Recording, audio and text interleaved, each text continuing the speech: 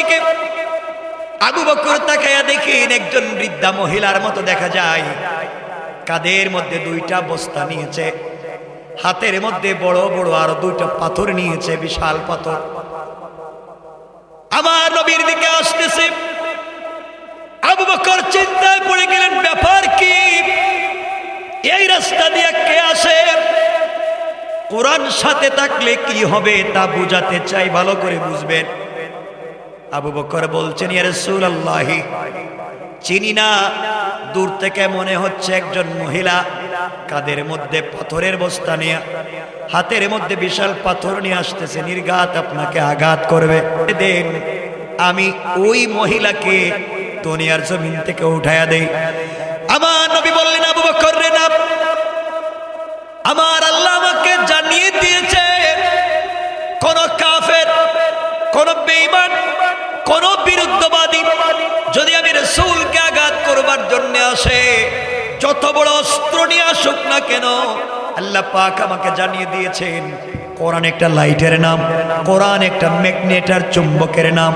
আমি যেন কোরআন থেকে তেলাওয়াত করি, হাজার হাজার জালেম যদি আমার সামনে দাঁড়িয়ে যায় আঘাত করবার জন্য, আল্লাহ বলেছেন, বন্ধু তুমি যদি কোরআন থেকে তেলাওয়াত করো, আমি আল্লাহ কথা দিলাম সকল বেঈমান আর বিরুদ্ধবাদী থেকে বাঁচায়া দেওয়ার জিম্মাদার স্বয়ং আমি আল্লাহ। আবু বকর আসতে দাও। এক পর্যায়ে আমার নবীর কাছাকাছি পৌঁছে গিয়েছে। আবু বকর তাকায়া দেখেন, চিনতে পারলেন আবু লাহাবের স্ত্রী উম্মে জামিল। আবু লাহাব আমার নবীর চাচা, আবার আমার নবীর বিয়াই। এর অর্থ হলো আমার নবীজি তার দুইটা মেয়েকে আবু লাহাবের দুই ছেলে উতবা এবং উতাইবার কাছে বিয়ে দিয়েছিলেন নবুয়তের আগে। এই জন্য আবু লাহাব একদিকে নবীজির চাচা, অপর দিকে বিয়াই। আবু লাহাবের স্ত্রী উম্মে জামিল একদিকে রাসূলের চাচি, অপর দিকে বিয়াই। আবু বকর বললেন, পয়গম্বর আরবি, আপনার চাচি এবং বিয়াই উম্মে জামিল হাতের মধ্যে পাথর নিয়ে আসতেছে, নির্ঘাত আপনাকে আঘাত করবে, নির্ঘাত আপনাকে আঘাত করবে। যদি কোনো মহিলা আপনাকে আঘাত করে, এর চাইতে লজ্জার কিছু হতে পারে না, অপমানের কিছু হতে পারে না। পয়গম্বর আরবি, আপনি আমাকে বলেন কি করতে হবে?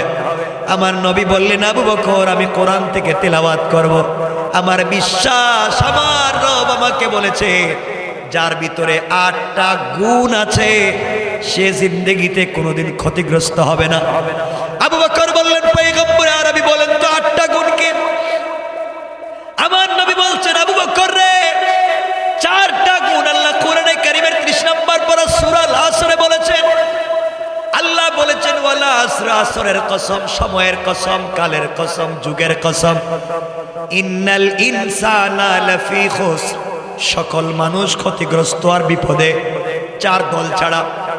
পয়গম্বর আরবি বলেন না আমাকে, রাসূল পাক বলছেন, আবু বকর রে, আল্লাহ বলেছেন 1 নাম্বার ইল্লাল্লাযীনা আমানু, যারা ঈমান এনেছে। 2 নাম্বার ওয়ামিলুস সলিহাত, যারা নেক আমল করেছে। 3 নাম্বার ওয়াতাওয়াসাউ বিল হক, যারা সকল সময়ে সকল জায়গায় সত্যের উপরে অটল অবিচল থাকে। 4 নাম্বার ওয়াতাওয়াসাউ বিস সবর, যারা জালেমের জুলুমের সময় ধৈর্য ধারণ করে। এই 4 গুণ অর্জন করবার পরে কোরআনে কারীমের 19 নম্বর পারা 25 নম্বর সূরা আল ফুরকানের 63 নম্বর আয়াত থেকে আল্লাহ আরো 4 গুণ বলেছেন। 1 নম্বর যারা অহংকার করবে না, দুনিয়ার জমিনে যারা গালি দিবে না। 3 নম্বর যারা রুকু সিজদা আল্লাহর পায়ে করবে। 4 নম্বর সাকারাতের আগে আল্লাহর কাছে তওবা করবে। 30 নম্বর পারার 4 গুণ, 19 নম্বর পারার 4 গুণ, এই 8 গুণ যার ভিতরে থাকবে, আল্লাহ বলেছেন দুনিয়ার জমিনে কোনো কাফের যদি তাদেরকে আঘাত করবার জন্য আসে, তারা যদি আমার কোরআন থেকে তেলাওয়াত করে, আমি আল্লাহ এটা কেমন অ্যাটম বম বানাইয়া দিতে পারি, ওই কোরআন তেলাওয়াতের মাধ্যমে তাদেরকে বাঁচাইয়া দিব। পড়েন সুবহানাল্লাহ। আবু বকর, আমি কোরআন থেকে তেলাওয়াত করব, দেখি তো কি হয়ে যায়। উম্মে জামিল আসতে লাগলো। আবু বকরের রানের উপরে আমার নবী শুয়া শুয়া কোরআন তেলাওয়াত করেন। উম্মে জামিল দৌড়াইয়া আমার নবীর সিনা মুবারকের সামনে দাঁড়াইয়া, আবু বকর তো আশ্চর্য হয়ে গেলেন, আবার পাথর মারে কিনা। আমার নবীর সিনা মুবারকের সামনে উম্মে জামিল দাঁড়াইয়া আবু বকরকে ডাক দিয়া বলছে, আবু বকর বলো তো তোমার বন্ধু মুহাম্মদ ইবনে আব্দুল্লাহ কোথায়? সারাদিন মক্কার অলিতে গলিতে খুঁজেছি, কোথাও তাকে পাই নাই। তোমার কাছে এসেছি, তুমি এখানে মক্কায় বাইতুল্লাহ কেন বসে আছো? বলো তো তোমার বন্ধু কোথায়? আবু বকর আশ্চর্য হয়ে গেলেন, ব্যাপার কি? আমার নবীর সিনা মুবারকের সামনে দাঁড়ায়া আমার নবীকে দেখে না, আমি আমার নবীকে দুইটা নয়ন ভরে দেখি। আমার রানে শুয়ে আছেন, আমি তার কোরআন তেলাওয়াত শুনি। উম্মে জামিল নবীজির সামনে দাঁড়াইয়া নবীজিরে দেখে না, ব্যাপার কি? আল্লাহু আকবার বলেন। আবু বকর বললেন, উম্মে জামিল আমার নবী তোমার বাতিজা এবং বিয়াই, তুমি খুঁজে দেখো না কোথায় আছে। নবী আবু বকর চিন্তা করলেন, আমার নবীর সামনে দাঁড়াইয়া নবীজিরে দেখোস না, আমারে দেখোস, আমার মারবে কেমনে?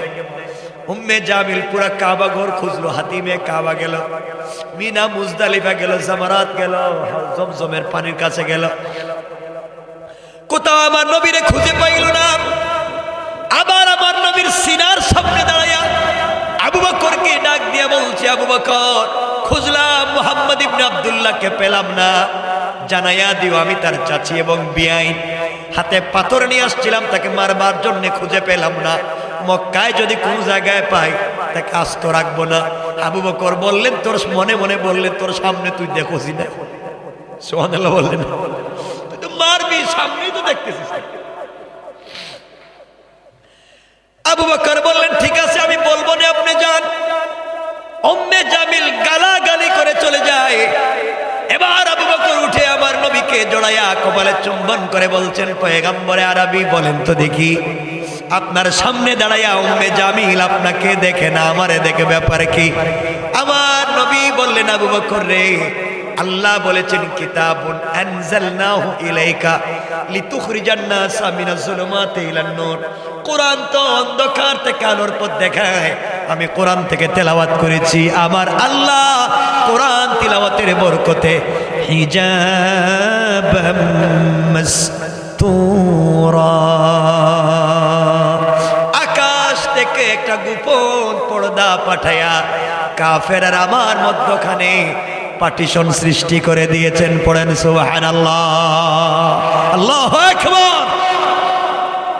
এই কোরআন আজও আমাদের কাছে আছে, কিন্তু আমরা কোরআন বুঝতে পারলাম না। রাসূল বলছেন, এই কোরআন পড়ো, কোনো বেঈমান আপনার কোনো ক্ষতি করতে পারবে না। আমার বন্ধুগণ, এই কথা বুঝাবার জন্য আরেকটু বুঝাইয়া দেই, কোরআন যদি সাথে থাকে আল্লাহ কেমনে আপনাকে সাহায্য করবেন, এই কথাটা বুঝাইয়া দেই, এটা আমার মূল বিষয়। আমার নবী আখিরি জামানার পয়গম্বর, সরকারে কায়নাত, দু জাহানের সরদার, নবী রহমত জনাবে মুহাম্মদুর রাসূলুল্লাহ সাল্লাল্লাহু আলাইহি ওয়াসাল্লাম। আমার বন্ধুগণ, দুনিয়ার জমিনে জিন্দা নবীজি যেই দিন হিজরত করে মক্কা থেকে মদিনায় যাবেন, ঘটনা বলবো না, কোরআন থাকলে কি লাভ তা বুঝাতে চাই। আমার নবী যেদিন মক্কা থেকে হিজরত করে মদিনায় যাবেন, গভীর রজনীতে জিবরিল আমিন এসে আমার নবীকে ঘুম থেকে উঠালেন। নবীজি ঘুম থেকে উঠে গেলে জিবরাইল বলছেন, ইয়া রাসূলুল্লাহ, ইয়া হাবিবাল্লাহ, পয়গম্বরে আরবি, আপনি সফর শুরু করেন ইয়াসরিবের দিকে, খেজুর বাগানের দিকে, মদিনার দিকে। আমার নবী উঠে গেলেন, হিজরতের জন্য তৈরি হয়ে গেলেন, চলে যাবেন। হঠাৎ করে আওয়াজ হলো, আওয়াজ আসলো, কাফেররা, বেঈমানেরা নেজা নিয়া, বল্লম নিয়া, তীর নিয়া আমার নবীজির ঘরের চতুর্দিক দিয়ে বেষ্টন করে রেখে দিয়েছে। নবীজি ঘর থেকে বের হলে আঘাত করবে, মেরে ফেলবে। আমার নবীজি আল্লাহকে বললেন, আল্লাহ তাআলা, আপনি আমাকে বলেছেন হিজরত করার জন্য, এদিকে কাফেররা আমার ঘরের চতুর্দিকে, ঘর থেকে বের হলে তো আমাকে মেরে ফেলবে, আল্লাহ বললেন, বন্ধুরে তোমার ভিতরে 8টা গুণ আছে, তুমি কোরআন তিলাওয়াত করো, তোমার সঙ্গে কোরআন আছে, তুমি ঘর থেকে বের হওয়ার দায়িত্ব তোমার, আর হেফাজতের জিম্মাদার স্বয়ং আমি আল্লাহ। আমার নবীজি বললেন আল্লাহ তাআলা ওয়ালাকিন লিয়াতমাইন্না কলবি, আপনি বলেছেন আপনি আমাকে বাঁচাবেন, এতে কোনো সন্দেহ নাই, কিন্তু অন্তরে শান্তি পাই না, অন্তরে প্রশান্তি পাই না। আল্লাহ আদ-দুনিয়া বিল ওয়াসাইল, দুনিয়া ওয়াসিলার মাধ্যমে হয়, আপনি আমাকে কোন জিনিস দেন যার মাধ্যমে প্রতিরোধ করতে পারে, আত্মরক্ষা করতে পারে। আমার আল্লাহ বললেন, বন্ধুরে তাহলে তুমি হাতের মধ্যে কিছু বালি নাও, হাতের মধ্যে কঙ্কর নাও, হাতের মধ্যে কিছু পাথর নাও, আর তোমার কাছে যে কোরআন আছে ওই কোরআন থেকে তেলাওয়াত করে ফু দিবা, ওই পাথরগুলা কাফেরদের উপরে নিক্ষেপ করবা, এরপরে তোমাকে বাঁচায়া দেব। আমার রাসূল বলছেন, আল্লাহ তাআলা কি বললেন আপনি? কাফেরেরা ঘরের চতুর্দিকে দাঁড়িয়ে আছে, আমি যদি দরজা খুলে পাথর নিক্ষেপ করি তা তো একদিকে যাবে, হয়তো সামন দিকে, কাফেররা পিছনে, ডাইনে বামে, চতুর্দিকে কাফের, আমি তো একদিকে মারলে অন্য দিকের কাফেররা আমাকে আঘাত করবে। আল্লাহ রাসূলকে আল্লাহ বলছেন, বন্ধুরে তোমার কাজ হলো হাতের মধ্যে পাথর নিয়ে একদিকে নিক্ষেপ করে দেওয়া, আর আমি আল্লাহর জিম্মাদারিতে সকল কাফেরদের চুকে চুকে পৌঁছে দেওয়ার দায়িত্ব নিলাম, স্বয়ং আমি আল্লাহ। আমি বুঝাতে চাই কোরআন সাথে থাকলে কি লাভ। এক পর্যায়ে বিশ্ব নবী হাতের মধ্যে পাথর নিয়ে কোরআন থেকে তেলাওয়াত করলেন, সামনের দরজা খুললেন, শুধু সামন দিকে মারলেন, ডাইনে বামে পিছনে মারতে পারলেন না, শুধু সামন দিকে নিক্ষেপ করলেন। তাকায়া দেখেন চতুর্দিকের কাফেরদের চোখে পড়ে গিয়েছে, চোখ রগড়াতে লাগলো, চোখ মুছতে লাগলো। আমার নবী মদিনায় পৌঁছে গেলেন, পুরা ঘটনা বলছি না, এরপরে কে বোঝাতে চাই। নবীজি মদিনায় পৌঁছে গেলেন, কাফেরেরা ধরতে পারলো না। একদিন আল্লাহ পাক বিশ্ব নবীকে বলছেন, বন্ধুরে বলো তো তুমি কেমনে মদিনায় যেতে পারলে? ওই দিন তো একদিকে তুমি নিক্ষেপ করলা, চতুর্দিকের কাফেরের চোখে কেমনে গেল? আল্লাহ রাসূল বলছেন, আল্লাহ তাআলা আমি কেমনে জানবো, আপনি বলেন। আমার আল্লাহ বললেন, বন্ধু তাহলে শোনো, আমার রামাইতা ইদ রামাইতা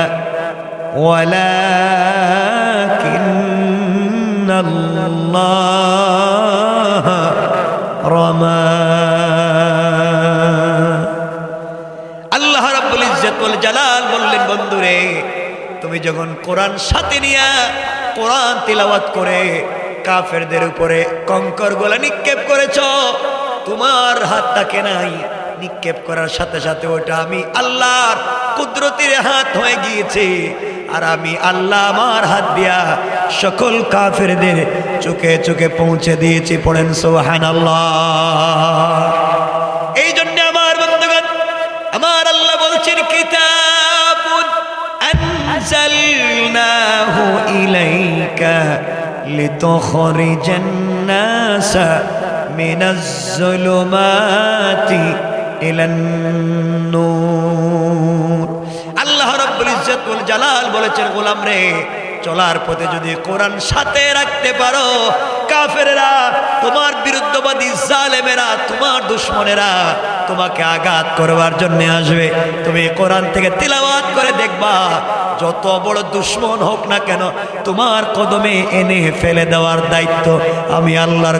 সুবহানাল্লাহ, আল্লাহু আকবার বলে। কিন্তু আমার কষ্ট হচ্ছে যুবক তোমাদের প্রতি, আজকে কিছু বললেই তোমরা ব্যস্ত, আসো না তাফসিরে ব্যস্ত, আসো না ওয়াজে ব্যস্ত, আসো না দ্বীনের কাজ করে ব্যস্ত। আরে বোকা, তুমি জানো না তুমি দুনিয়া দুনিয়া দুনিয়া দুনিয়া বলে যত ব্যস্ত, তোমার চাইতে কোটি গুণ বেশি ব্যস্ত আজরাইল তোমাকে নিয়ে। ঠিক কিনা বলেন? মুসলমান মনে করেছো তুই খুলনা শহরের সব থেকে বড় বিজনেস ম্যাগনেট, তুমি ব্যবসা করতে গিয়ে জোহরের নামাজ নাই, দুনিয়ার কাজে লিপ্ত হয়ে আসরের নামাজ নাই, বিজনেসের সময় দিতে মাগরিবের নামাজ নাই, ব্যবসা বাণিজ্য করতে ইশার নামাজ নাই, সারা দিন টাকা টাকা টাকা, দুনিয়া দুনিয়া দুনিয়া, এগুলা করতে করতে ইশার পরে রাত্রে 10টায় কেশের বাক্স খুলে টাকা গুনতে গিয়েছ। টাকা নাকি তোমার, বিজনেস নাকি তোমার, কত টাকা আজকে ইনকাম করেছ। আরে বুকা, তুমি জানোই না তুমি যখন কেশের বাক্স খুলে টাকা গুনতে গিয়েছ, হতে পারে তোমার কেশের বাক্সের ভিতরে আজরাইল বসা। ঠিক কিনা বলেন? আজরাইল আল্লাহ কি বলছে? আল্লাহ আমসিক আও আত্রুক, ওরে ছাইড়া দিব না ধর্ম। ও বলতেছে টাকা তার, ও বলতেছে বিজনেস তার। আল্লাহ বলো তুমি ছাইড়া দিব না ধর্ম। আল্লাহ করে কান বরাবর গরম করে একটা থাপ্পড় দে। আল্লাহ থাপ্পড় দিব। আজরাইল যেমন থাপ্পড় দিছে, আল্লাহ থাপ্পড় দিলাম তো কি কয়, দেখের মাথা গরম হইছে। কয় আল্লাহ মাথা গরম হইলে কি হয়? কয় ব্রেইন স্ট্রোক। কথা বলেন না, হয়নি এগুলো? কথা বলেন না, হয় হয়ে যায়, দুনিয়া নিয়ে ব্যস্ত। আরে যুবক ভাই, তোদের পায়ে ধরে বলছি, আমি শেষ পর্যন্ত আজকে যে কথাগুলো বলতে চাই, দিল দিয়ে শোনো। আমি বোঝাতে চাই, যুবক, তোমার নাকি আমেরিকার স্পন্সর এসেছে, তুমি নাকি ইংল্যান্ডে চলে যাচ্ছ, তুমি নাকি স্পাউস ভিসায় ইউরোপে চলে যাচ্ছ, তুমি নাকি স্টুডেন্ট ভিসায় কানাডা চলে যাচ্ছ, তোমার পাসপোর্টে ভিসা লাগছে, তুমি ইউরোপ আমেরিকা চলে যাইবা, তুমি আগামীকালকে তোমার 10টার দিকে ফ্লাইট, তুমি সবার কাছ থেকে বিদায় নিচ্ছ, বন্ধু বান্ধব সবাইকে স্মরণ রাখছো, দূরের আত্মীয় স্বজনকে টেলিফোনে বিদায় নিচ্ছ। আরে বুকা, সবাইকে মনে রাখলে নিমক হারামের মতো যাকে ভুইলা গেলে একটা বারো রবকে স্মরণ করলে না, সব ভুইলা গেল, সব করলা, রবকে মনে নাই। সারাদিন সবার কাছ থেকে বিদায় নিয়েছ, আগামীকালকে নাকি তোমার ফ্লাইট, বাসায় এসে পাসপোর্টে লাগানো ভিসা বালিশের নিচে রেখেছ। তোমার বালিশ 50,000 টাকা দামের, তোমার বিছানা 1 লক্ষ টাকা দামের, তোমার পালংটা 5 লক্ষ টাকা দামের, তোমার air condition, air cooler, tiles আর সিরামিক। তুমি তো ঘুমাইছো, সকালবেলা তোমার ফ্লাইট। আরে বুকা, তুমি জানোই না হতে পারে তোমার বালিশের নিচে আজরাইল বসা। ঠিক কিনা বলে? আজরাইল আল্লাহরে বলছে, আল্লাহ ওর পাসপোর্টে ভিসা লাগাইছে, আগামীকালকে নাকি তার ফ্লাইট, সব বলতেছে তার, সবার কাছ থেকে বিদায় নিছে, একটা বারও তোমার স্মরণ করে নাই। রব তুমি বলো না কি করব? আল্লাহ দেশ মুখ বরাবর একটা থাপ্পড়। আল্লাহ থাপড়া দিলে কি হইব? বডিটা ঘামবো।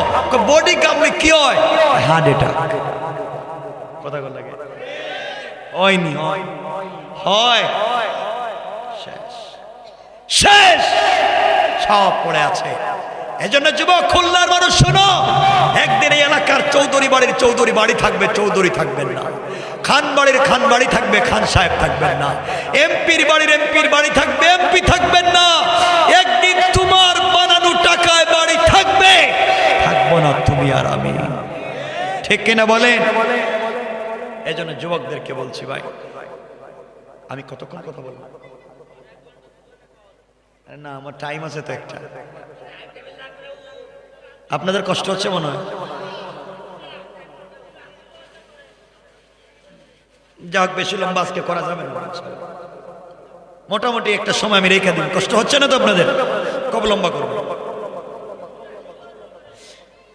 আমার বন্ধুগণ, বুঝেন কি বলতে চাই? এগুলো বুঝেন, যেটা বলতেছি এটা বুঝেন কমপক্ষে, বাকিগুলা যদি সুযোগ পাই দিলে বলবেন।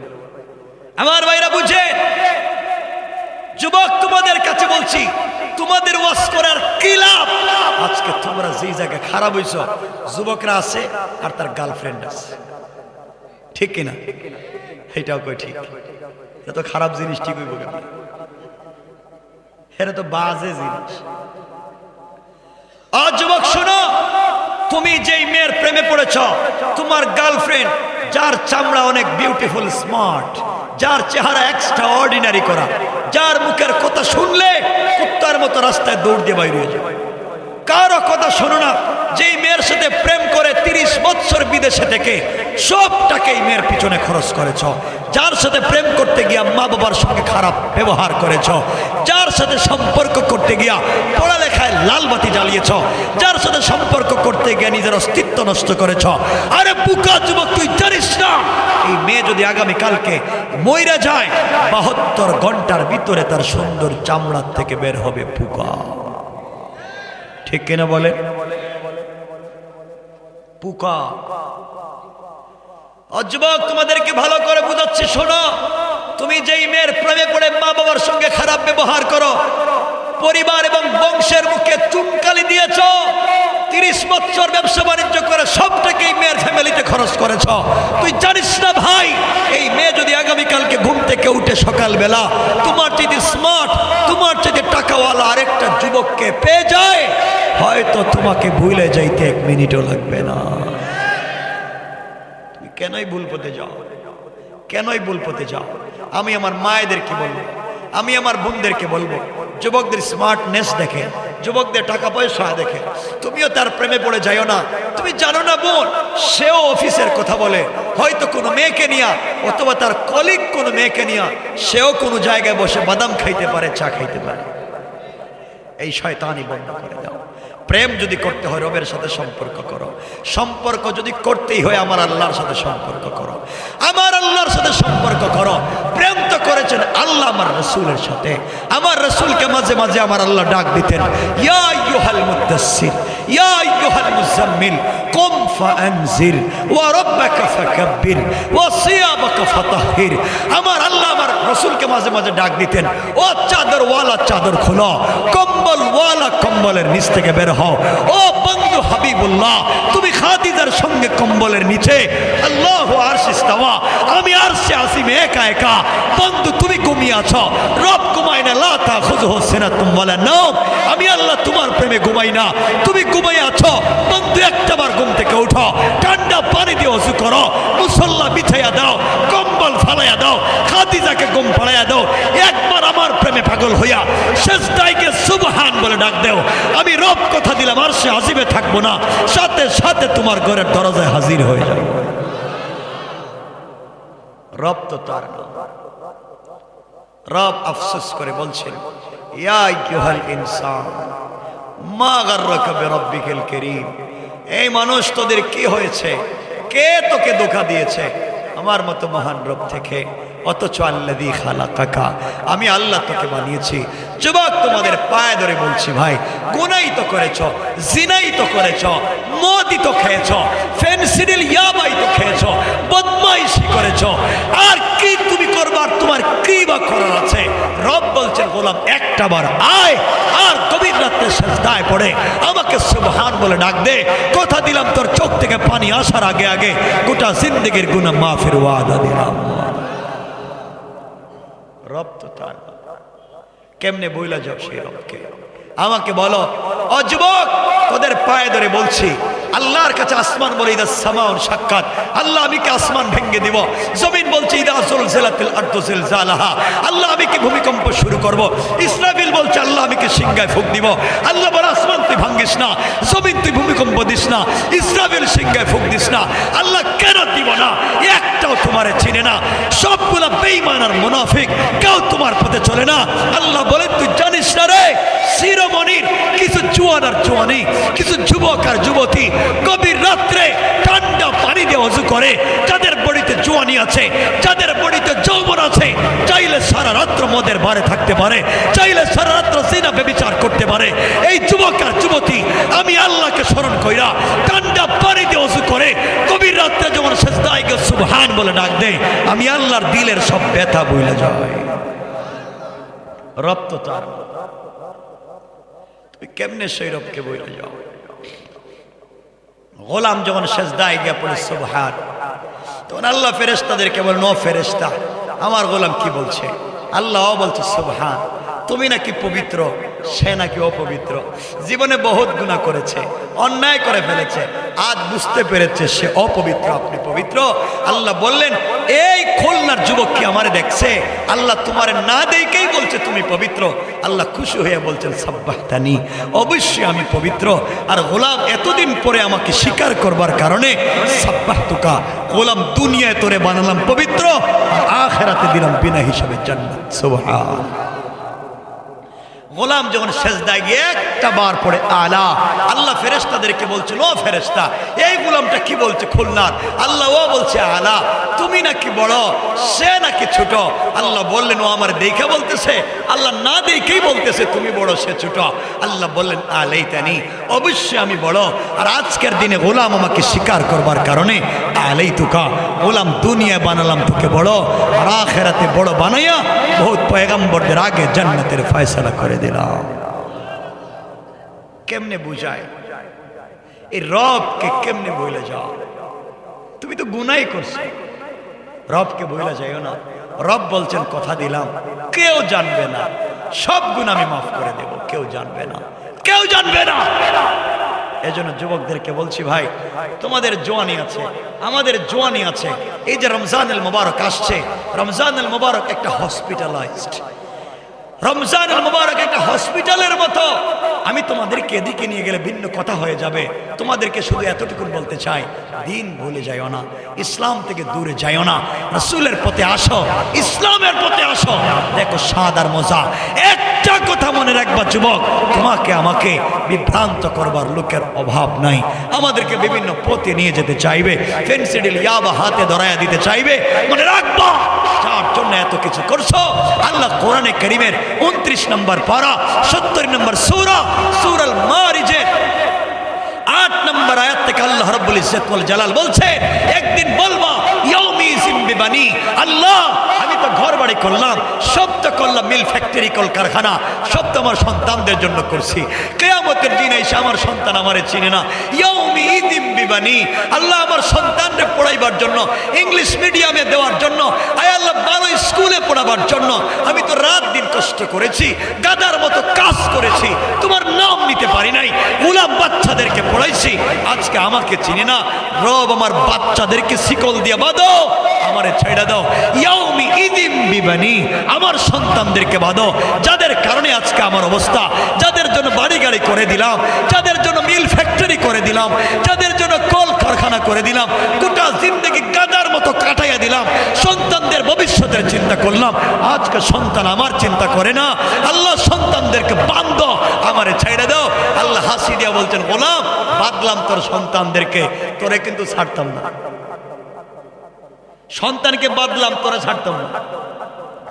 গোলাম বলছে, আল্লাহ তাহলে শোনো, সাহিবাতিহি ওয়া আখি, আল্লাহ আমার আমলনামায় লেখা দেখতেছি আমি ঘুষ খাইছি, আল্লাহ আমার আমলনামায় লেখা সুদ খাইছি, আমি তো খাই নাই, আমার বউ আমার স্ত্রী ওয়া সাহিবাতিহি ওর কারণে খেয়েছি। আল্লাহ বলেন কেমনে? আল্লাহ আমি যে চাকরি করি, ওই চাকরি দিয়ে 3 বেলা খাবার জোটে না, বউ আমারে প্রতিদিন বলে পাশের বাড়ির ভাই যে চাকরি করে, আপনি কি চাকরি করেন, তার ঘরে এয়ার কুলার এয়ার কন্ডিশন টাইস আর সিরামিক, আপনার ঘরে নাই কেন? আল্লাহ আমি তো ঘুষ খাই না, এজন্য আমার ঘরে নাই। বউর জ্বালাতন সই না, বউর কথা শুনতে শুনতে এক পর্যায়ে ঘুষ খাওয়া শুরু করছি, বউর কথা সই না, সুদে টাকাই না, ঘরে আসি লাগাইছি। আল্লাহ আমার আমলনামায় সুদ আর ঘুষ লেখা কেন, বউর কেন নাই? আল্লাহ ও সাহিবাতিহি, আমার বউরে বাঁধো, এরে বাঁধো। আমি বানাইয়া বলতেছি, কোরআনে কারীম 29 নম্বর পারা সূরা আল মারিজ 70 নম্বর সূরা খুলেন 8 থেকে।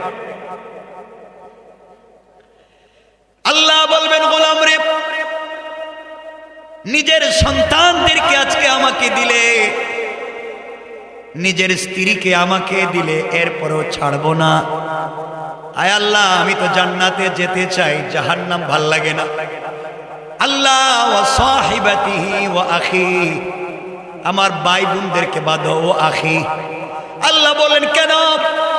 আল্লাহ আমি ছিলাম বড় ভাই, আমার বোন আমার ভাইরা ছিল ছোট, ওদেরকে মানুষের মতো মানুষ করবার জন্যে ভাইদের পিছনে সময় নষ্ট করেছি, ওদেরকে স্টাবলিশ করেছি, বিদেশে পাঠিয়েছি, চাকরি বাকরির ব্যবস্থা করেছি, বোনদেরকে ভালো জায়গায় পড়াইয়া বিয়ে দিয়েছি। আল্লাহ ভাই বোনের চিন্তা করতে গিয়ে আমি আমার খবর নিতে পারি নাই। আল্লাহ তাআলা আজ আমার ভাই বোন আমাকে চিনে না, যাদেরকে আমি ইউরোপ আমেরিকা পাঠালাম, যাদের জন্য আমার টাকা দিয়ে জমি কিনে তাদেরকে ভাগ দিলাম, আমার টাকা দিয়ে ঘর বানাইয়া ভাইদেরকে ভাগ দিলাম, আমি ভাইদেরকে বিজনেস দিলাম রে রব, ভাইদেরকে বিয়ে দিলাম, বোনদেরকে বিয়ে দিলাম, আজ আমারে কেউ চিনে না। আল্লাহ তাআলা আমার ভাই বোনদেরকে বাঁধো, আমারে ছেড়ে দাও। আল্লাহ বলেন গোলাম তোর ভাই বোনদেরকে বাঁধলাম কিন্তু তোরে ছাড়বো না। গোলাম বলতেছে আল্লাহ আমার আমল নামায় দেখা আমি খুলনা শহরে চাঁদাবাজি করছি, আল্লাহ আমার আমল নামায় লেখা আমি আরেকজনের জায়গায় খাদ্য দখল করছি, আয় আল্লাহ তাআলা এগুলো তো আমি করি নাই। আল্লাহ বলছেন কে করছে? গোলাম বলছে ওয়া ফাসিলাতিহিল্লাতী তুআমি, আয় আল্লাহ আমি করি নাই, আমার গোষ্ঠীর মুরব্বী, আমার গ্রামের মুরব্বী, আমার দলের লিডার আমারে বলছেন মাথায় বাড়ি দিয়ে আমি আসি। কথা বলেন না কেন? আমার লিডার বলছে ওর মাথায় মার যা লাগে আমি আছি, ওর জমি দখল কর, 10টা সিলাই লাগলে আমি দেখবো, মামলা হলে জামিন আমি করাবো, ঠিক কিনা বলেন না কেন? এগুলো নাই, নাই হলে ওয়াজ বাদ দিয়ে দিব। তাহলে আমার আমল নামায় লেখা আমি নাকি বল্টুর মাথায় বাড়ি মারে 20টা সিলাই দিছি লেখা, আমি লেখা খুলনা শহরের কার দোকান থেকে 10 লাখ টাকা চাঁদা উঠাইছি। আল্লাহ আমি তো কিছু করি নাই, সব করাইছি আমার গ্রামের, আমার গোষ্ঠীর মুরব্বী, আমার গ্রামের লিডার বলছে ওর জমি 1 হাত দখল কর, জাল দলিল বানাইয়া দিব আমি। কথা কন নাকি? এই এতিমের বাড়ি দখল কর, নামজারে প্রিন্ট করাইয়া দিব আমি। আল্লাহ ও তো সব কইরা দিছে আমি জানি না। ওয়াফাসিলাতিহিল্লাতী তুআমি, আয় আল্লাহ ওরে বান্দেন আমার গোষ্ঠীর মুরব্বী, আমার ঘরের মুরব্বী, আমার গ্রামের মুরব্বী, আমার দলের লিডার ওরে বান্দেন। আল্লাহ তাআলা ওর কথায় আমি ইয়াবা ব্যবসা করছি, তারাও কিন্তু চাঁদা দিছি। কথা বলেন না? আল্লাহ বলেন তোর গোষ্ঠীর মুরব্বী, গ্রামের মুরব্বী, দলের লিডার সবগুলোর বাদলাম কিন্তু তোরে ছাড়তাম না। আল্লাহ আর কি দিব? আমার বউ দিলাম, আমার ভাই বোনদেরকে দিলাম, আমার বাচ্চা দিলাম, মা বাপ দিলাম, গ্রামের মুরব্বী দিলাম, আমার গোষ্ঠীর মুরব্বী দিলাম, দলের লিডার দিলাম, এরপরে আমারে ছাড়বেন না? আল্লাহ কয় না, আরো কিছু দে। এবার গোলাম বলতেছে ওয়ামান ফিল আরদি জামিআন সুম্মা ইউনজি, আল্লাহ ওয়ামান ফিল আরদি জামিআ, আসমানের নিচে জমিনের উপরে যত সম্পদ চুকে পড়ে সব তোমারে দিলাম, সুম্মা ইউনজি, এরপরে আমারে ছেড়ে দাও। আমার ভাল লাগে না যে আযাব দেখতেছি, জীবনে বিশ্বাস করি নাই, এখন বিশ্বাস হয়েছে পিঠা খায়া, আয় আল্লাহ আমারে ছেড়ে দাও।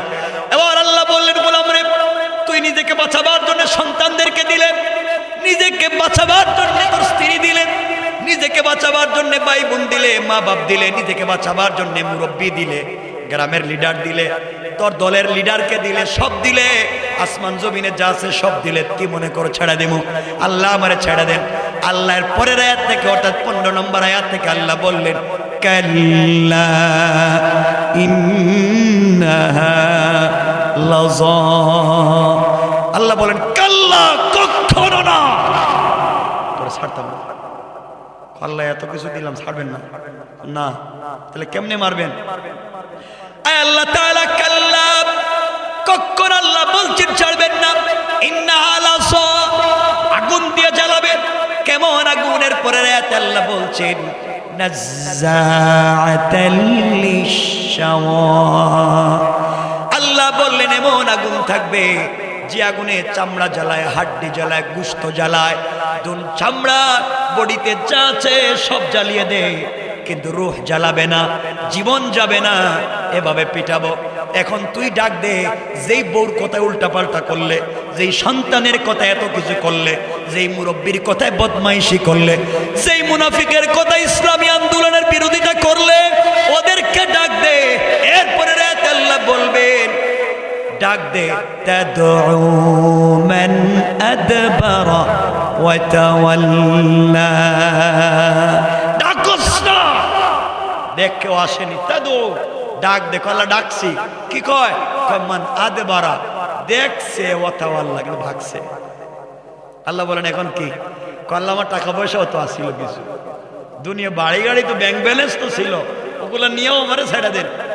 এরপরে রাতে আল্লাহ জবাব দিলেন ওয়া জামাআ ফাআওয়া, যারা সম্পত্তি জমা করেছো আর ফিক্সড ডিপোজিট করেছো, এই কথাকে সুন্দর করে বুঝাবার জন্য আমার আল্লাহ কোরআনে কারিমের 30 নম্বর পারা সূরা হুমাযার মধ্যে ওখানে বলছেন আল্লাযী জামাআ মালান ওয়া আদ্দাদা, যারা সম্পত্তি জমা করলেন আর গণনা করলেন। আল্লাহ বলেন সম্পত্তি জমা আর গণনা করো, ফিক্সড ডিপোজিট করো, কিয়ামতের দিন কোনো কাজে আসবে না। আমি যেদিন ধরবো ওদিন কিন্তু ছাড়বো না। কথাকে বিশ্বাস হয়? এই জন্য আল্লাহ রাব্বুল ইজ্জত ওয়াল জালাল বলেছেন, গোলাম রে, সমাজের বিকারগ্রস্ত থেকে সমাজকে যদি বাঁচিয়ে নিতে হয়, সমাজের অন্যায় অনাচার থেকে যদি বাঁচিয়ে আনতে হয়, গোলাম আজকে রাত্রে দেরি করা যাবে না। কথাগুলা দিল দিয়ে শোনো। বুঝাতে চাই যুবক ভাইরা, তোমাদেরকে একটা কথা বুঝাতে চাই, জীবনে যা করো না কেন অন্যায় পথে যাওয়া যাবে না। তোমাদের কাছে আজকে যে কথাটা বলতে চাই, আল্লাহ বলছেন গোলাম, দুনিয়ার জমিনে যা কিছু করো না কেন আমি আল্লাহকে চিনো। আমার আল্লাহ বলেন 19 নম্বর পারা 25 নম্বর সূরা সূরাল ফুরকানে আল্লাহ বললেন, ওয়াল্লাযীনা ইয়াকুলুনা রব্বানা সরিফ আন্না আযাব জাহান্নাম ইন্না আযাবাহা কানা গরামা। আল্লাহ রাব্বুল ইজ্জত ওয়াল জালাল বললেন, গোলাম রে, সাকারাত শুরু হয়ে যাওয়ার আগে, গারগারা শুরু হয়ে যাওয়ার আগে, কবরে চলে যাওয়ার আগে, মালাকুল মউত আজরাইল পৌঁছে যাওয়ার আগে, আমার যে গোলাম গোটা জিন্দেগির গুনার জন্য আমি আল্লাহর দরবারে হাত উঠাইয়া ক্ষমা চাইবে, আমি আল্লাহ কথা দিলাম গোলাম রে, চোখের পানি চোখ থেকে বের হতে দেরি হবে, আমি আল্লাহ তোমাকে মাফ করে জান্নাতি বলে ফয়সালা করে দিতে আমি আল্লাহর 1 মিনিটও দেরি হবে না। পড়েন সুবহানাল্লাহ। কথাগুলো কি বুঝতে পেরেছেন? কথাগুলো কি বুঝেন? সুতরাং এই জন্য আজকে আমার বন্ধুগণ ছোট্ট একটা আমলের দিকে গিয়ে আপনাদের কাছ থেকে আমি বিদায় নিতে চাই। আপনাদেরকে ছোট্ট কয়েকটা আমল বলবো, যে আমল করবেন রাসূল পাক বলছেন, মুত্তাফাকুন আলাইহি, বুখারী মুসলিমের হাদিস, সংক্ষেপ হাদিসের অংশ, আখলিস দীনাকা ইয়াকফিকাল আমালুল কালিল, মুখলিস ভাবে যদি নির্বেজাল অল্প আমল করেন, এটাই আপনাকে জাহান্নাম থেকে বাঁচাবে। আর আপনি আমলের গাট্টি নিয়ে গেলেন, নামাজের গাট্টি নিয়ে গেলেন, আল্লাহ বলেন ফাওয়াইলুল লিল মুসাল্লিন, এই নামাজি তোর নামাজের গাট্টি নিয়ে যা। নামাজ পড়ে সুদ খাইলে, নামাজ পড়ে ঘুষ খাইলি, নামাজ পড়ে শয়তানি নাফরমানি করলে ওই নামাজ দিয়ে কোনো কাজ হবে? বলেন না কাজ হবে? এজন্য আপনাদেরকে একটা হাদিসের দিকে নিয়ে যাই, আর ওই কথাটা বলে আলোচনা শেষ করবো। মনোযোগ দিয়ে শুনবেন কি বলতে চাই সংক্ষেপ করে করে। আমার বন্ধুগণ, হযরত আলী কাররামাল্লাহু ওয়াজহার riwayaতের হাদিস। আমার মুসলমান বন্ধুগণ, আমার নবী মসজিদে নববীতে বসা ফজরের সালাত আদায় করে বসলেন। সাহাবায়ে কিরাম আমার নবীর সামনে বসা। নবীজি বললেন, আলী কি এখানে আছো নাকি? আলী বলছেন, ইয়া রাসূলুল্লাহ আমি তো আছি। আলী দাঁড়িয়ে গেলেন। নবীজি বললেন, আলী রে, আমি কি সহজ কোনো আমলের কথা বলবো? আমি কি তোমাকে এমন সংক্ষেপ কোনো আমলের কথা বলবো যেই সংক্ষেপের আমল করে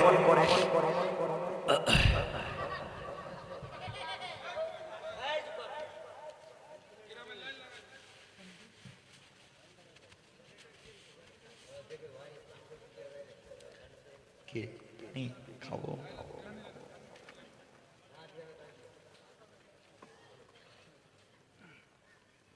আমার বন্ধুগণ, এখন তো সাউন্ডই নেই।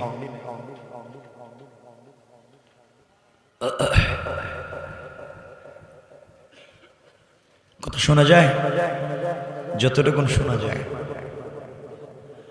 আমার ভাইরা কথাগুলো বুঝেন, যতটুকুন বোঝা যায়, এই বলি আমরা আলোচনা শেষ করব।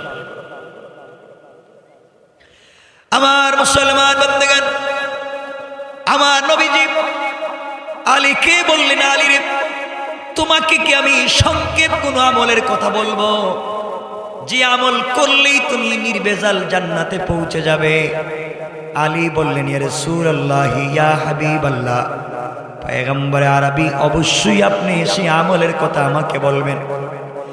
আমার নবী বললেন, আলী রে, দুনিয়ার জমিনে কেউ যদি বিনা হিসাবে জান্নাতে যেতে চায়, কেউ যদি বিনা হিসাবে, কথাটা মনে রাখবেন, কেউ যদি বিনা হিসাবে জান্নাতে যেতে চায়, কিয়ামতের দিনে আল্লাহর আরশে আজিমের ছায়ায় থাকতে চায়, আমি রাসূলের নিজ হাতে হাউজে কৌসারের পানি পান করতে চাই, বিনা হিসাবে জান্নাতে যেতে চায়, সে যেন প্রত্যেক রাত্রে ঘুমাতে যাওয়ার আগে 4000 দিনার অথবা দিরহাম আল্লাহর রাস্তায় দান করে দেয়। পড়েন সুবহানাল্লাহ। ডিস্টার্ব করতেছে আমার বন্ধুগণ। আমার নবীজি বললেন, আলী, জান্নাতে যদি যেতে চাও, সংক্ষেপে যদি জান্নাতে যেতে চাও, বিনা হিসাবে যদি জান্নাতে যেতে চাও, আল্লাহর হাউজে কৌসার যদি পান করতে চাও, আর সে আজিমের ছায়ায় থাকতে চাও, তাহলে প্রত্যেকটা রাত্রে ঘুমাতে যাওয়ার আগে 4000 দিনার 4000 দিরহাম অর্থাৎ 4000 টাকা আল্লাহর রাস্তায় দান করে ঘুমাইয়া যাও। আলী চোখের পানি ছেড়ে দিলেন। আমার নবীকে ডাক দিয়া বলছেন, ইয়া রাসূলুল্লাহ, ইয়া হাবিবাল্লাহ, পয়গম্বর আরবি, প্রত্যেক রাত্রে 4000 টাকা আল্লাহর রাস্তায় দান করে আমি ঘুমাবো। আপনি জানেন আমার ঘরে মাসের পর মাস ঘরের চুলে আগুন জ্বলে না, আপনার ঘরে রান্না হলে আমি খাই, আর আমি 4000 টাকা প্রত্যেক রাত্রে কেমনে দান করে ঘুমাবো? এত টাকা তো আমার নাই, আমি সারা বছরেও তো 4000 টাকা জমা করতে পারবো না। আমার নবী মুচকে হাসি দিয়ে আলীর কপালে চুম্বন দিয়া বলছেন, আলী রে, ও আলী, 4000 টাকা দেওয়া লাগবে না। তুমি যদি প্রত্যেক রাত্রি ঘুমাতে যাওয়ার আগে মাত্র 4 বার সূরা ফাতিহা পড়ে ঘুমিয়ে যাও, আল্লাহ 4000 টাকা সাদাকা করার সওয়াব তোমার আমলনামায় দিয়ে দিবে। আল্লাহু আকবার। ও আলী, কেউ যদি প্রত্যেক রাত্রে ঘুমাতে যাওয়ার আগে 4 বার সূরা ফাতিহা পড়ে ঘুমিয়ে যায়, আমি রাসূলের উপরে শাফাআত করা ওয়াজিব হয়ে যায়, হাউজে কাউসার পান করানো ওয়াজিব হয়ে যায়। আল্লাহ পাক তাকে আরশে আজিমের ছায়া জায়গা দিয়ে বিনা হিসাবে জান্নাতের ওয়াদা দিয়েছেন। পড়েন সুবহানাল্লাহ। এবার আলী বললেন, ইয়া রাসূলুল্লাহ, 1 নম্বর 4000 দিনার দান করার সওয়াব পাবো মাত্র 4 বার সূরা ফাতিহা পড়লে, তাহলে আপনি আরো কিছু আমাকে আমলের কথা বলেন। নবীজি বললেন, আলী রে, তাহলে শোনো, তোমাকে আরো কিছু আমলের কথা বলি। আলী, তুমি যদি বিনা হিসাবে জান্নাতে যেতে চাও, আমি রাসূলের নিজ হাতে হাউজে কাউসারের পানি পান করতে চাও, আল্লাহর আরশে আজিমের ছায়ায় কিয়ামতের দিনে থাকতে চাও, তাহলে প্রত্যেকটা রাত্রে 30 পারা কোরআন খতম করে তুমি ঘুমাইও। যেই ব্যক্তি 30 পারা কোরআন প্রত্যেক রাত্রে তেলাওয়াত করে ঘুমাবে, আল্লাহ রাসূল বলেছেন তার জন্য জান্নাত ওয়াজিব হয়ে যায়। আলী বললেন, ইয়া রাসূলুল্লাহ, প্রত্যেকটা রাত্রে 30 পারা কোরআন খতম করব, তাইলে ঘুমাইব কখন? আমার নবী মুচকি হেসে বললেন, আলী রে, তুমি যদি মাত্র 3 বার সূরা ইখলাস পড়ে ঘুমিয়ে যাও, 3 বার সূরা ইখলাস পড়তে পারলে আল্লাহ 30 পারা কোরআন খতমের সওয়াব দিয়ে দিবে। আল্লাহু আকবার। কয়টা পাইলাম? 2টা। এবার আলীর ভিতরে কৌতূহল জাগলো, এত ছোট ছোট আমল এত বিশাল নাকি? ইয়া রাসূলুল্লাহ, আমাকে আরো কিছু বলেন। এবার নবীজি বললেন, আলী রে, তুমি যদি জান্নাতে যেতে চাও, হাউজে কাউসারের পানি পান করতে চাও, আল্লাহর আরশে আজিমের ছায়ায় থাকতে চাও, আলী, তুমি জান্নাতের মূল্য পরিশোধ করে ঘুমাইও। 8টা জান্নাতের মূল্য দিয়ে তুমি ঘুমাইও। এবার আলীর চোখে পানি, আর কাঁদতেছেন আর বলতেছেন, ইয়া রাসূলুল্লাহ, ইয়া হাবিবাল্লাহ, পয়গম্বর আরবি, জান্নাতের মূল্য দেওয়ার মতো কোন মানুষ কি পৃথিবীতে আছে নাকি?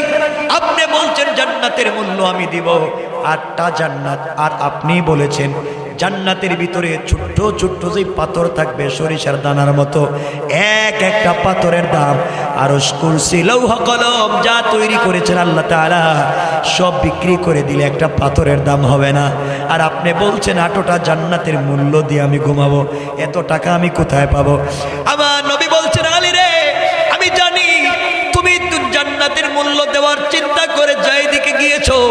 ওগুলা তোমার কিছুই লাগবে না। আলী রে, ঘুমাতে যাওয়ার আগে এতটা জান্নাতের মূল্য যদি পরিশোধ করে ঘুমাতে পারো, জান্নাত ওয়াজিব হয়ে যাবে। আলী বলছেন, ইয়া রাসূলুল্লাহ, আপনি বলেন কি করব? নবীজি বললেন, আলী রে, যেই ব্যক্তি ঘুমাতে যাওয়ার আগে মাত্র 3 বার দুরূদ শরীফ পড়ে ঘুমিয়ে যাবে, আমি রাসূলের উপরে মাত্র 3 বার দুরূদ শরীফ পড়বে, এতটা জান্নাতের মূল্য পরিশোধ হয়ে যায়। আল্লাহু আকবার। এবার আলী খুশি হয়ে গেলেন, ইয়া রাসূলুল্লাহ, এত ছোট ছোট আমলে তুমি বিশাল নাকি, আমাকে আরো কিছু বলেন। এবার নবীজি বলছেন, আলী রে, প্রত্যেক রাত্রে ঘুমাতে যাওয়ার আগে তুমি একটা ঝগড়া ভাঙ্গে ঘুমাতে যাইও। 2 ভাইয়ের মধ্যে ঝগড়া লেগে গিয়েছে, 2 গ্রামে ঝগড়া লেগে গিয়েছে, 2 দেশে মারামারি লেগে গিয়েছে, স্বামী স্ত্রীতে ঝগড়া লেগে গিয়েছে, বাবা ছেলে ঝগড়া লেগে গিয়েছে, মা মেয়ে ঝগড়া লেগেছে। এই ঝগড়া মিঠাইয়া তুমি ঘুমাইয়া যাইও। ঝগড়া মিঠাইয়া ঘুমাইয়া গেলে তুমি জান্নাতে পৌঁছে যাবা। হযরতে আলী বলছেন, ইয়া রাসূলুল্লাহ, প্রতিদিন কার ঘরে মারামারি হয় আমি কেমনে জানবো? কে ঘরে মারামারি করতেছে আমি কেমনে জানবো? আপনি বললেন, আমি কি গ্রামে ঝগড়া খুঁজতে যাবো না? কে কোন জায়গায় মারামারি করতেছে? আপনি বলছেন স্বামী স্ত্রীর ঝগড়া, বাবা ছেলের ঝগড়া, মা মেয়ের ঝগড়া, ভাই ভাইয়ের ঝগড়া, বুনে বুনে ঝগড়া, গ্রামে গ্রামে ঝগড়া, দেশে দেশে ঝগড়া। এটা ভাঙ্গিয়া যেন ঘুমাইয়া যায়, কোথায় পাবো? আমার নবী বললেন, আলী রে, প্রত্যেক রাত্রে ঘুমাতে যাওয়ার আগে তুমি যদি শুধুমাত্র কেবলমাত্র 10 বার আস্তাগফিরুল্লাহ আস্তাগফিরুল্লাহ আস্তাগফিরুল্লাহ 10 বার বলে ঘুমাইয়া যাও, একটা ঝগড়া মিটাইয়া দিলে যেই সওয়াব, এই সওয়াব আল্লাহ তোমার আমলনামায় লিখে দিবে। আল্লাহু আকবার। আর কত সহজ করলে বুঝবেন, আর কত সহজে জান্নাতে যাইতেছে। এবার সাহাবায়ে কেরাম মসজিদে নববীতে দাঁড়িয়ে গেলেন আর বলছেন, ইয়া রাসূলুল্লাহ, আপনি আলীকে তো কিছু বলছেন, এবার আমাদেরকে আরো কিছু বলেন, আমরাও শুনবো। নবীজি বললেন, তাহলে শোনো আলী সহ সাহাবায়ে কেরাম, শোনো, তোমরা প্রত্যেকটা রাত্রে একটা উমরা হজ, একটা মকবুল হজ করে ঘুমাইও। ইয়া রাসূলুল্লাহ, আমরা তাকে মক্কায় আর হজ করতে যাওয়া, আমরা তাকে মদিনায় হজ করতে যাওয়া লাগবে মক্কায়। প্রত্যেক রাত্রে একটা উমরা কেমনে করব, প্রত্যেক রাত্রে একটা হজ কেমনে করব? হজ তো একবার হয়, আমরা এগুলা কেমনে করব? আমরা মদিনায় থাকি। আমার নবী বলছেন, ও সাহাবীরা শোনো, তোমরা যদি প্রত্যেকটা রাত্রে একটা মকবুল হজ এবং একটা মকবুল উমরার সওয়াব পেতে চাও, 5 লক্ষ 10 লক্ষ টাকা খরচ করে হজ করতে গিয়া হজ কবুল নাও হতে পারে, কিন্তু আল্লাহর রাসূল বলেছেন, কেউ যদি ঘুমাতে যাওয়ার আগে 4 বার কালিমা তাইয়্যিবা, যেটা আমরা বলি কালিমা তাইয়্যিবা, যেটা এই কালিমা লা ইলাহা ইল্লাল্লাহ মুহাম্মাদুর রাসূলুল্লাহ, এই কালিমা কেউ যদি রাত্রি 4 বার পড়ে ঘুমিয়ে যায়, 4 বার পাঠ করে ঘুমিয়ে যায়, একটা মকবুল হজ আর একটা মকবুল উমরার সওয়াব আল্লাহ আমলনামায় দিয়ে দিবে। এজন্য আমার মুসলমানদেরকে বুঝাতে চাই, জান্নাতে যেতে চান, একটা মকবুল উমরা, একটা মকবুল হজের যদি সওয়াব পেতে চান, ঘুমাতে যাওয়ার আগে 4 বার কালিমায়ে তাইয়্যিবা পড়ে ঘুমাবেন। আপনারা যদি ঝগড়া মিটাইয়া দেওয়ার সওয়াব পেয়ে জান্নাতে যেতে চান, 10 বার আস্তাগফিরুল্লাহ পড়ে ঘুমাবেন। আপনারা যদি জান্নাতের মূল্য পরিশোধ করে ঘুমাতে চান, মাত্র 3 বার দুরূদ শরীফ পড়ে ঘুমাবেন। আপনারা যদি 30 পারা কোরআন খতমের সওয়াব নিয়ে ঘুমাতে চান, 3 বার সূরা ইখলাস পড়ে ঘুমিয়ে যাবেন। আপনারা যদি 4000 টাকা দান করার সওয়াব পেতে চান, 4 বার সূরা ফাতিহা পড়ে ঘুমিয়ে যাবেন। এই 5 আমল যারা করবে, রাসূল বলছেন, ফাদাখালাল জান্নাতা বিসালাম, ইন্তেকাল করতে দেরি হবে, আমার হাত ধরে জান্নাতে যেতে, দারুস সালামে যেতে 1 মিনিটও গোলামের দেরি হবে না। পড়েন সুবহানাল্লাহ। এজন্য আমার বন্ধুগণ, এই জান্নাতে যেতে হলে, এই আমলগুলো করতে হলে দুনিয়ার কোনো মানুষের পথ অনুসরণ করে আমল করা যাবে না, দুনিয়ার কোনো মানুষের বাতানো পথে করা যাবে না। আল্লাহ বলছে আমি কোরআনে যেভাবে বলেছি, আমার রাসূল হাদিসে যেভাবে বলেছেন, এছাড়া বিকল্প কোনো রাস্তা নাই। সুতরাং জান্নাতে যাওয়ার একটা মাত্র পথ, সেটা হলো আল্লাহর হুকুম আর রাসূলের তরিকা। হুকুমের নাম কোরআন, তরিকার নাম রাসূলের সুন্নাহ। এই জন্য কোরআন সুন্নাহ ছাড়া বিকল্প কোনো রাস্তা নাই। এই কথা আমার আল্লাহ আমার তেলাওয়াতকৃত আলোচ্য আয়াতে বললেন, কিতাবুন আনজালনাহু ইলাইকা লিতুখরিজান নাসা মিনাজ যুলুমাতি ইলান নূর। আল্লাহ রাব্বুল ইজ্জত ওয়াল জালাল বললেন, গোলাম রে, জান্নাতে যদি যেতে হয় তাহলে কোরআন নামক লাইট এবং ম্যাগনেটকে সাথে রাখবা। দুনিয়ার জমিনও বিভ্রান্ত হবে না, ইন্তেকালের পরও বিভ্রান্ত হবে না। তোমরা যদি কোরআন নামক লাইটকে সঙ্গে রাখতে পারো, ইন্তেকাল করলে রাসূলে পাকের হাত ধরে জান্নাতে যেতে পারবা। কোন সুবহানাল্লাহ।